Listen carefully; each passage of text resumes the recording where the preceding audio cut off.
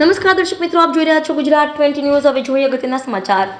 ધોળકાના ખલકપુરા, મપારાવાડ અને ચુઈફળિયામાં પીવાના પાણીની સમસ્યા। મહિલાઓએ નગરપાલિકામાં કર્યો હલ્લાબોલ। આમ આદમી પાર્ટીએ ચીફ ઓફિસરને આવેદનપત્ર પાઠવ્યું। ધોળકા ખાતે વોર્ડ નંબર 6 માં આવેલા ખલકપુરા, મપારાવાડ અને ચુઈફળી વિસ્તારમાં લોકોને પીવાનું પૂરતું અને નિયમિત ના મળતા સ્થાનિક લોકો ત્રાહિમામ પોકારી ગયા છે। દૂષિત પાણીની સમસ્યા માંડ હલ થઈ ત્યાં અપૂરતા પાણીની સમસ્યા ઉદ્ભવી છે। પ્રેશરથી પાણી છોડવામાં આવતું ન હોવાનું સ્થાનિક રહીશોનું કહેવું છે। દરમિયાન મંગળવારે બપોરે 12 કલાકે ખલકપુરા, ચુઈફળી અને મપારાવાડ વિસ્તારની આશરે 50 જેટલી મહિલાઓ ધોળકા નગરપાલિકા ખાતે ધસી ગઈ હતી અને હલ્લાબોલ કર્યો હતો।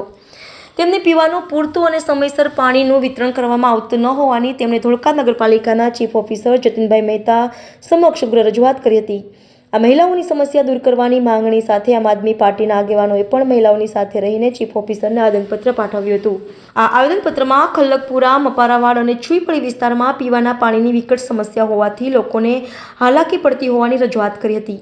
સ્થાનિક રહીશોને પ્રેશરથી પૂરતું પાણી આપવા માંગણી કરી હતી। આ ઉપરાંત મેનાબેન ટાવરથી ગધેમાળ જકાતનાકા સુધીના રોડનું કામ ઝડપથી પૂર્ણ કરવા માંગણી કરી હતી। આ આવેદનપત્ર આપતી વેળા અરવિંદભાઈ ઠાકોર, નસીમ અંસારી, બળદેવભાઈ ઠાકોર, ગોવિંદભાઈ રાણા, મુસ્તફાભાઈ મોમીન, પવનસંગ ગોહિલ હાજર રહ્યા હતા। જેના પ્રત્યુત્તરમાં ધોળકા નગરપાલિકાના ચીફ ઓફિસર જતીનભાઈ મહેતાએ જણાવ્યું હતું કે વોર્ડ નંબર 6 માં વહેલી તકે પીવાના પાણીની સમસ્યા હલ કરવામાં આવશે। મેનાબેન ટાવરથી ગધેમાળ જકાતનાકાવાળા રોડનું કામ રાત્રિ દરમિયાન પણ કરવા એજન્સીને પરમિશન આપી 24 કલાક કામ કરવા તાકીદ કરાશે। આથી આ રોડનું કામ આશરે 10 દિવસમાં પૂર્ણ થશે તેવી આશા છે। આજરોજ ધોળકા નગરપાલિકામાં ચુઈફળીમાં રહેતા રહીશો, ગધેમાળની આજુબાજુના રહીશો, એમની મુખ્ય 2-3 ફરિયાદો લઈને આવેલા।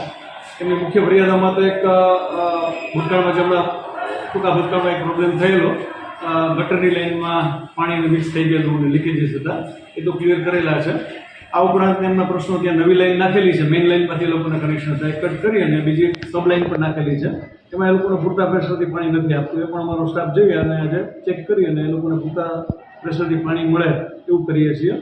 ત્રીજી ડિમાન્ડ એ લોકોની એવી હતી કે ટાઈમ પાણીનો બદલાય નહીં, થોડોક બદલાવાનો છે, એટલે એમાં હવે એવું કીધું છે કે હવે પાણી વધારે પડતું ઢોળાય છે ને રોડ પર આવે છે, એટલે 2-3 વિસ્તારોના વાલ મૂકી અને ટાઈમિંગ 3-4 વિસ્તારોમાં ચેન્જ થાય, પણ શક્ય એટલો ઓછામાં ઓછો એને ટાઈમમાં ફેરફાર થાય એ અમે જોશું।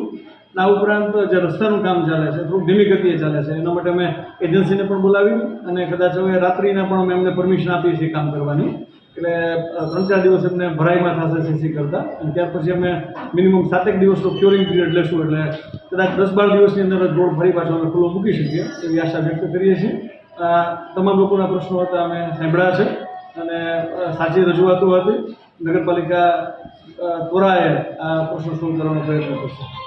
દર્શક મિત્રો, તમારી આસપાસ બની રહેલી અવનવી ઘટનાઓ વિશે જાણવા માટે ગુજરાત 20 ન્યૂઝને લાઇક કરો, શેર કરો, સબસ્ક્રાઇબ કરો અને બેલ આઇકન પ્રેસ કરો, જેથી આપને નોટિફિકેશન્સ મળતી રહે। ગુજરાત 20 ન્યૂઝ, ધોળકા।